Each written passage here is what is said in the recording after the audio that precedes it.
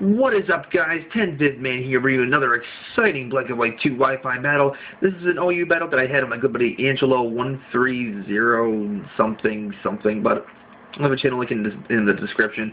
But he's got a pretty standard Sun team going. I'm bringing in a pretty weatherless team, just because I don't like using weather too much. But that's the thing. I just don't like weather in general anymore. But weather's weather. I actually laddered for a bit on OU weather team. I got up to like 40 something on the ladder, which was pretty cool. But excuse me.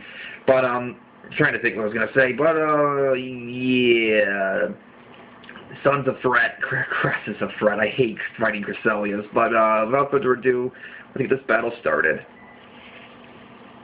Now, one thing I forgot to mention to him, I didn't even realize, he's actually playing either Black or White 1, I of course have Black and White 2, so I didn't let him know that, but he should figure that, Thunderous T and Kieran Black, since who would use, no one uses Kieran in OU, jeez.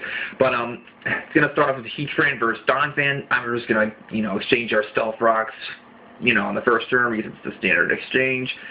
And, I'm on the upper hand here since I don't have to fear his Earthquake, since I am a Heatran on a balloon. But, that's the standard nowadays. You either see a special defensive Heatrans, or you either see offensive ones in balloons.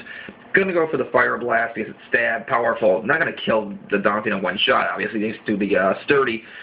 But his Sturdy actually does not activate, meaning that, Fire Blast either just left him at 1 or just at 2 or something, but it did not activate Sturdy, so I didn't bring him down in quite to that range.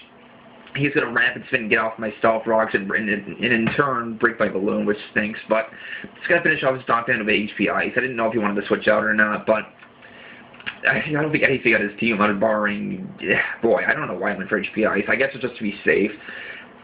So now comes this humongous threat in the form of the pronunciation's so weird.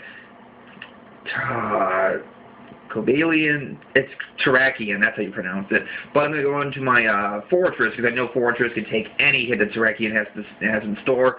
It's going to take that close combat very, very nicely, which is amazing. Fortress, you are a monster.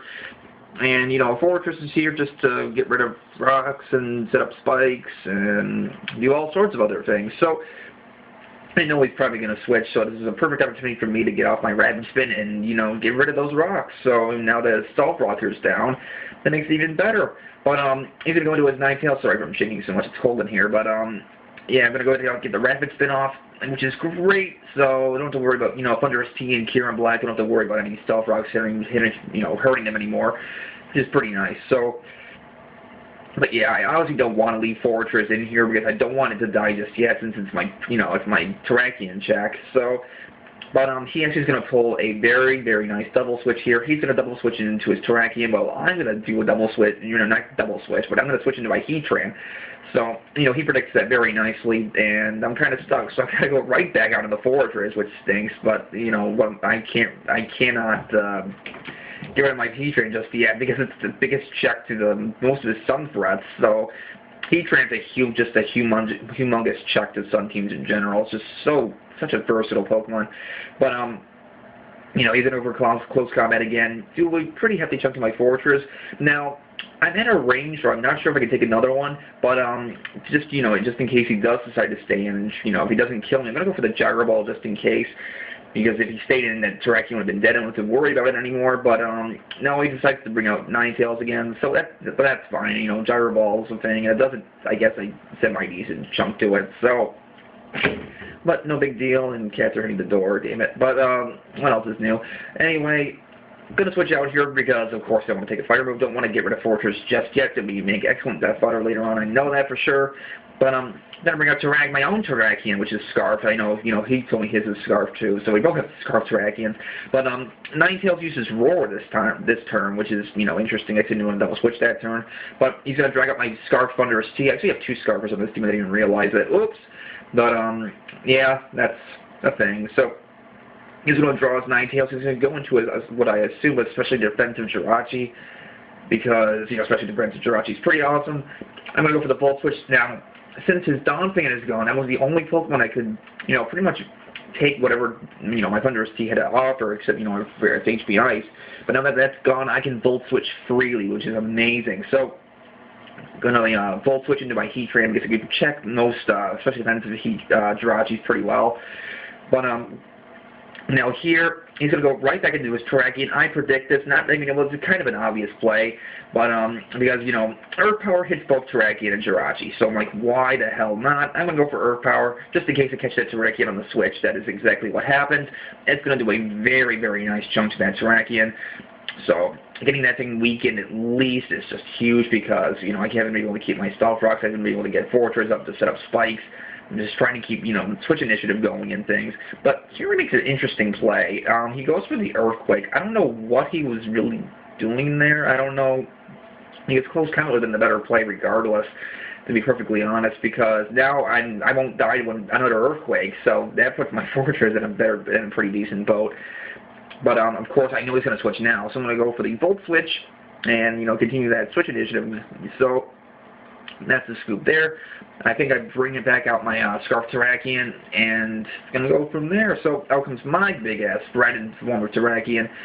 And now this is where things start to get a little hairy because, you know, the switch to Cress is so obvious, but I know that X-Scissor isn't going to do enough. And it's not going to be a 2 KO by any means necessary. So just why not go for the Stone Edge? Excuse me, I'm going to say the frog in my throat. But, Stone Edge stab at everything. Now, I do get a crit here. It really didn't matter just due to the fact he's got Moonlight, which will restore, I think, 66% of his health thanks to the sun, which stinks, but again, not much I can do about it. I am not going to, you know, bank on the fact I'm going to get another crit, so I'm going to switch out Terrakion, go back into my Heatran because, you know, Heatran walls Cress for the most part, so I'm really not fearing too much from this thing at the time being, especially if he lacks Calm Mind, so you know, just, Cress is a threat, but, you know, now this is pretty much, I'm feeling pretty free to sit on my rocks because, you know, why not? It's mid-game, I can do fine, but then I see Calm Mind, I'm like, oh, shoot, I've got to do something fast because I have really nothing to counteract. I have no phasing moves, I'm kind of stuck, so I've got to just obliterate this thing somehow. So, what better way to do it than my Kieran Black, which is my, you know, awesome 4 attacks, mixed Kieran. I love this thing so much. It just has great coverage overall, and just makes everything pay if he goes for another Calm Mind on the switch. So, I'm in trouble here, because he's got +2 up now, and now, you're probably wondering why I go for the Fusion Bolt here as opposed to Outrage. Well, I didn't think Outrage would be a 2 KO, so I went for the Fusion Bolt just to see if he'd go for the Moonlight, and that is exactly what he does. So, in my eyes, that was actually a decent play just to kind of, I guess, scout. But, I mean, making him think, you know, I maybe have Dragon Claw instead of Fusion Bolt or something. But no, then I revealed that I have Outrage. So, I mean, well, Kieran Black doesn't have Outrage, other than, you know, the sub-Dragon Tail Home Claws one. But that Outrage does about a little over a half of that Cress. So I'm like, oh, that's great. And he actually does go for the Calm Mind this turn, which is a huge thing because now I have the possibility of KOing Cress next turn. Now, I gotta pray for that same damage again. I ran a couple calcs, and I got different results each time. I mean, I think I got max damage on that first one. I think the max was like 52%, and I keep seeing it go down, and it finishes it up, but I get a crit, so I really don't know if that mattered. It depends on min-max damage variation, but my god, that really just pretty much saved me the match right there. I mean, just getting that much-needed crit, I guess. Not really needed, I guess, but it's just, you know, whatever. But unfortunately for me, Kieran Black pulls the 2-turn Outrage, or not the 2-turn, it gets the 3-turn Outrage, meaning now my Kieran is nothing but death fodder to his Terrakion. So that sucks. You know, Kieran Black is actually a decent counter to, not really a counter, but it's a decent check, I guess, to Venusaurs that lacks Sludge Bomb. But, you know, gonna bring up my Thunderous Tina that Kieran Black's down. I know I can take at least one close combat, so I can either, if he wants to switch, that's fine. I'll just go for the Volt Switch because, you know, it'll finish off Terrakion anyway. Now, I could have gone for HP Ice, predicting Venusaur, but it wouldn't have killed, so what's the point? But, Volt Switch actually does a very nice chunk to that Venusaur, which is pretty nice. But, I'm gonna switch out and go into my Heatran. Now, you know, some Venusaurs carry Sleep Powder, some don't. And this is a reason why I personally don't carry Sleep Powder. He misses it. And, you know, when you're relying on a move that only has 75 accuracy, you're going to get burned by it. And as I, no pun intended of that Fire Blast there. But you're going to get burned by it more times than not. So that biggest threat on this team is now gone. Venusaur is just a humongous threat in Sun. Because, boy, I swear, if Sleep Powder hits and you don't have a weather, you don't have weather of your own, you're pretty much screwed by Venusaur. And it's for that I kind of find Venusaur to be overpowered in some ways, but I know people will disagree on me on that, but it's just an overpowering force in Sun. It really is. I mean, ban all the rain abusers, and then you don't get rid of anything from Sun, so it's like, okay. But, you know, Terrakion comes back in close combat, too. I'm just going to bring out Fortress to die this turn. Fortress did a great job this game, I must say. It's such a bulky Pokemon, but, now L comes back, my Thundurus, and, he just doesn't want Terrakion to die right now. I mean, you know, it's just, which I completely understand, but, you know, I hit everything on my team pretty hard, so, regardless, he's going to bring out back Ninetales, which is going to take a nice chunk from the Stealth Rocks. Going to go for the Volt Switch, because, you know, Volt Switch is just a thing, and it's going to do a very, very nice chunk to that Ninetales. And now, I actually do run a modest Thundurus T that's Scarfed. I just like the power that it has. It's just so strong. The base 145 spec attack is just too good to pass up in my book. But I'm going to bring out my Alakazam. This is a Sash, it's a Sash Sam. So, but, you know, the thing with Sash Sam, you can never bring it on an attack. You got to bring it in. You just got to bring it in as it is. It's not meant to, you know, take hits. It's just meant to take, you know, bring it on anything after something dies, and then you can take 2 hits, and hopefully 2 will kill the other opposing Pokemon in return. That's pretty much how Alakazam works if it's a Sash one. But I completely forget about Jirachi here, so I'm like, you said I can finish this battle off. No, I can't, because I still got Jirachi in the wings. So, and unfortunately for me, I actually carry HP, I think that Alakazam carries HP Ice, which, in all honesty, I think HP Fire is better than Zam, but, you know, what do I know? So, I'm not really big of an OU player anyway, but, you know, he's going to get the Body Slam, going to get the 60% chance of paralyzing, but he's not going to get the Para Flinches going, and not even the first turn, which stinks for him. And just going to finish that finish off that Jirachi, be stabbed, Sun Boosted, you know, Fire Blast, so down goes Jirachi. And his last Pokemon is the Terrakion, which, you know, been taking little bits of Stealth Rock damage turn after turn.